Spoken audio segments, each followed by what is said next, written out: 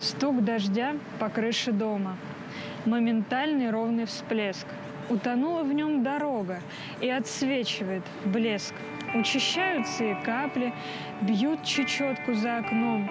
Хруст камней подобен вафлям, звуки ветра чей-то стон. Топчет лето башмаками неуемный громкий дождь. Вместо солнца за очками получаем в руки зонт. Поглумится так погода, поменяется настрой, что готовит нам природа, и настанет ли покой?